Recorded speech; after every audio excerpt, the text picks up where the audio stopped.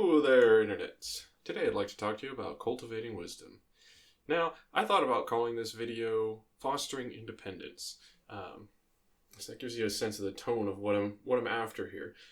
The thrust of it is, if you're trying to be a happy human being, the end state has to be that you become an independent font of wisdom. That when you need some information about what takes care of you in your life, you're able to find that information within yourself. And that's a tricky thing to really get a grasp on. And at the start, when you're just setting out on this little journey, you're probably going to need a mentor of some sort. We have this very, very unfortunate idea in our society that it's good to do things on your own. No, nobody does it on their own. Even Jesus and the Buddha had teachers. I mean, come on. Are you really, better and brighter than some of the most singular human beings who've ever lived? No, you're going to need a mentor.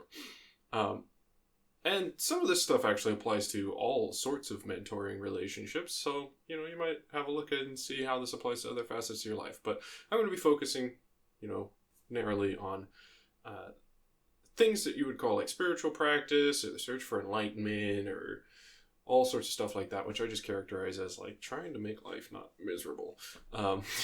Figuring out how to make the best of this bizarre situation we find ourselves in, living in an indifferent universe. So you need a mentor of some sort. And when you first come to a mentor, usually there's a certain amount of triage of just getting you well situated in this domain of human experience and trying to get sort of any outstanding problems that are going to block you from beginning to move forward cleared off the deck. And so there's going to be a lot of content that you receive from your mentor. Okay, here's a practice you can do. Here's, what you need to be looking at. But as you progress a little bit further, what you really want to be focusing on is what does it take to move that mentoring relationship into your head? How do you get the mentor to stop being out there and start being in here? This is actually something I talk to people a lot about when I'm talking to students, math students who are learning to do proofs. Like initially, it's like your teacher, you try your little proof and your teacher goes, oh, but what about this? Oh, have you considered this? Oh, how can you make this assumption? And just continually ask these critical questions. And eventually, over time, those critical questions move into your head, and then you ask yourself them before you have to go and check with somebody else. And it's the same sort of thing. You bring a problem to your mentor. Your mentor asks questions. And through the asking of questions, one grounds themselves in the sort of particulars of the experience that you're having and that you need help with, draws out, hopefully, the information from you, as to what it's going to take for you to move forward, right? And then frames that and shapes it in such a way that you're ready to hear it, and it's going to be able to move you past the obstacle that you're dealing with. And it can be so tempting to focus on the content of that experience and not on the process, that information gathering and generating process that your mentor goes through in order to prepare you to be able to receive the information that you need to navigate whatever obstacles coming up for you. And so there's a tremendous opportunity to miss the most valuable aspect of that relationship, which is what are the questions that this person's asking to get to this result. It's not just the result, it's how they get to the result that you need to take on so that you can transition away from relying on people outside to relying on your own insight in order to generate the information you need to take care of yourself and to live a happy human experience. And it's so important because, this being a happy human thing is actually a solved problem and has been for thousands of years. Most of the difficulty is getting people to realize, one, you have to work at it, and two, it's worth it to do the work, even though it's hard. But the information is out there, and you can find people to mentor you from whatever tradition or community you happen to be a part of, if you're willing to look around. And that sort of leads me to another facet of this, which is you need to go to your mentor sources, right? Your mentor lives within the context of some community, and human beings produce texts in it's not always actually text now, I suppose, but, they produce documents. You need to learn how to go to those documents and extract information that's relevant to your life. And you need to read those and then bring them to your mentor and say, this is what I got out of this. Did I miss anything, or am I mistaken? And then have them walk you through the process of getting to the information you should be pulling out of that, so that you start learning, again, what questions are they asking as they're engaging with this text, in order to find out how it hooks up with human experience in a way that's going to be actually meaningful to their life.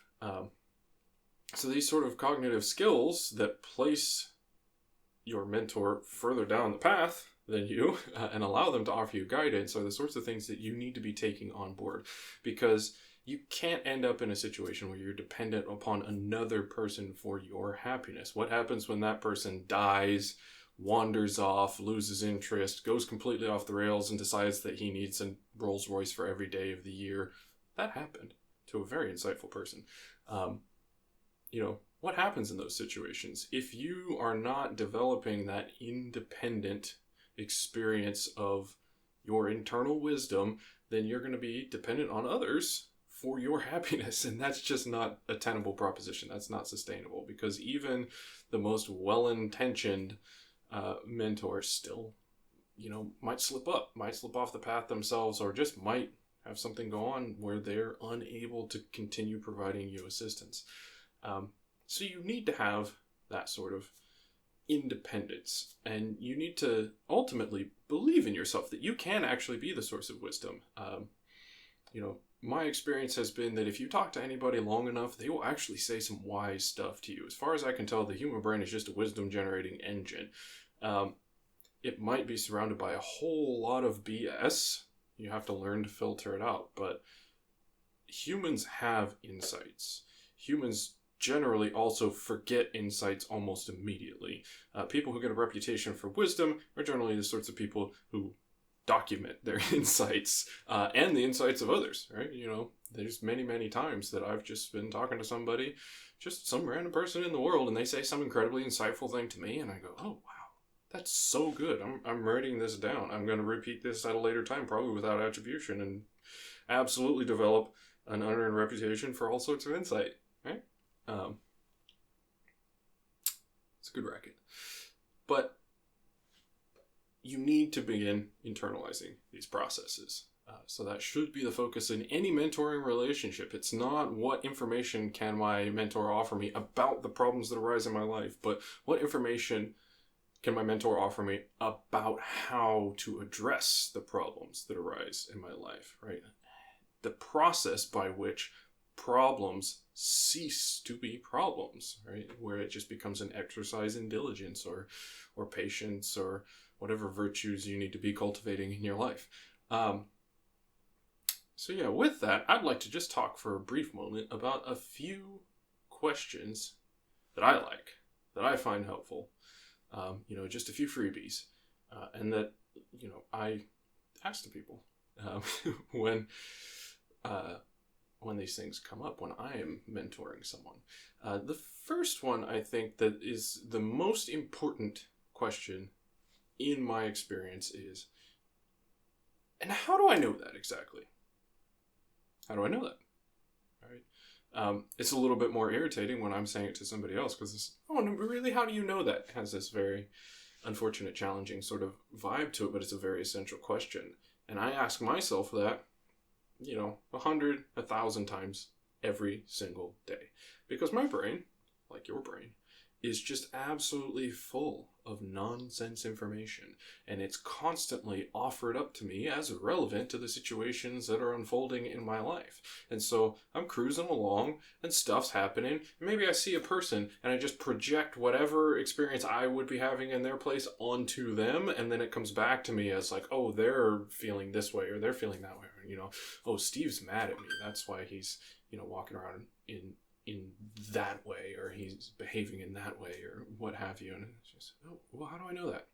Has Steve told me anything about him being mad at me? No. Have I asked Steve? No. Okay, let's catalog Steve's behavior and come up with 15, 20 alternate explanations of it, which is a trivially easy task, right? What's the most charitable interpretation of what Steve is doing right now, right? What's the least egocentric interpretation of what Steve's doing right now? Does Steve even know that I exist at this moment? Like, what if Steve is living his own life over there and has no concern for what's going on with me? Why would he be mad at me? Why is that always the assumption that I'm the center of somebody else's experience? All of that can kind of spill out of this. How do I know that?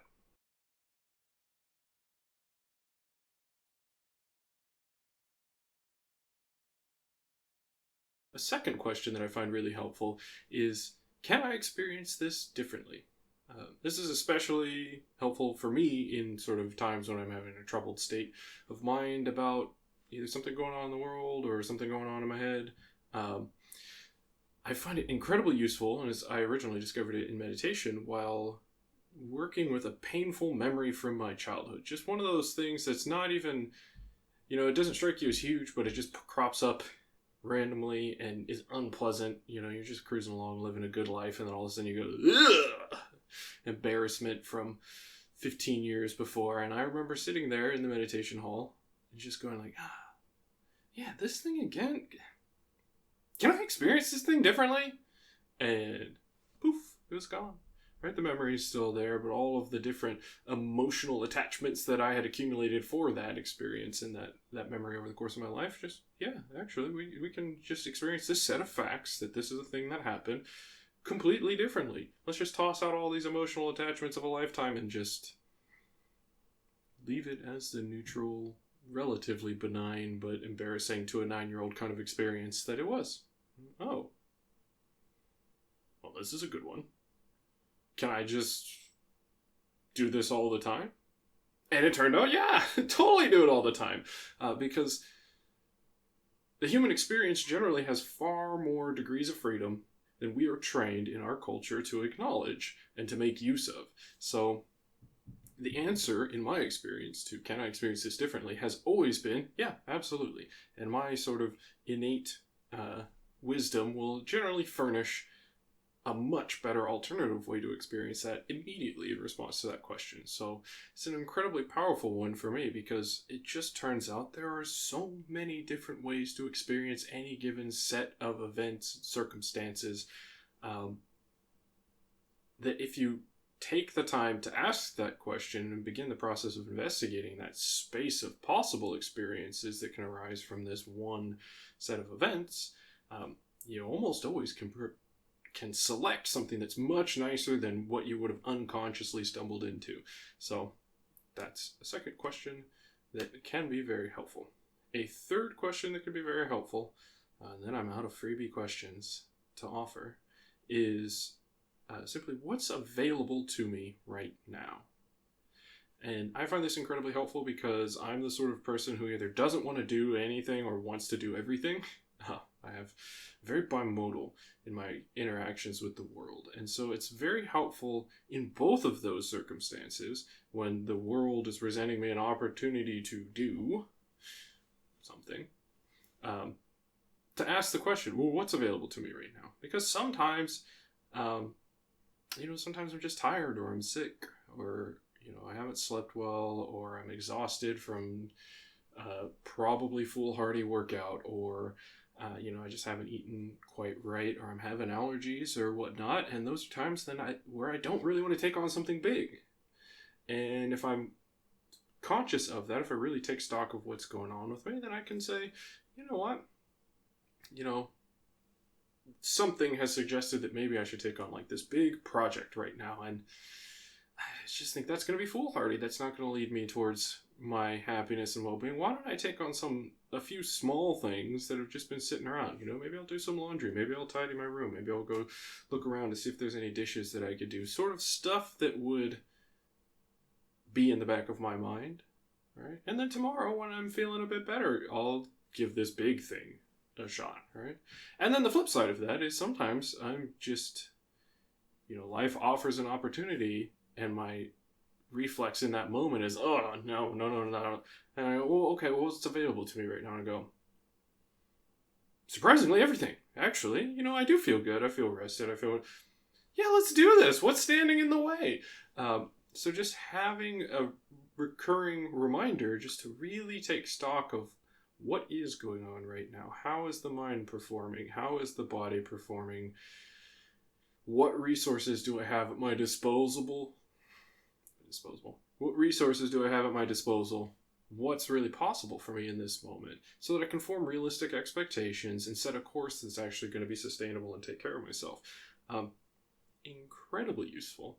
One of the greatest sort of gifts to myself over my recent history is really incorporating this through diligent training, so that I don't oversubscribe myself when I am full of vim and vigor and enthusiasm, and sort of undersubscribe myself when I'm the opposite of that. When I'm going through a depressive state, when I often actually can do a lot, I just it doesn't ever occur to me.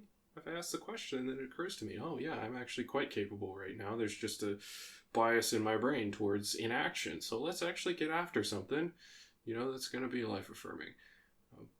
So those are 3 questions that I have picked up over the course of my life experience and from my many mentors who have helped me along the way on my path to becoming a happy human being,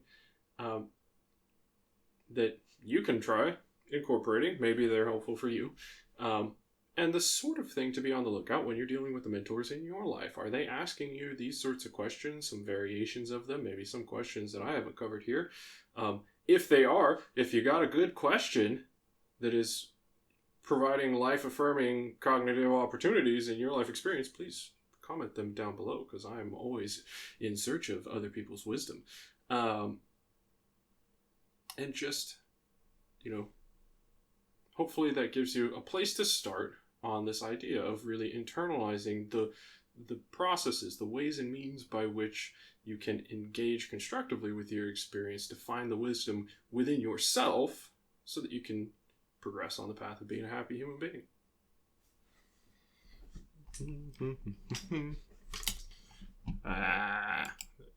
There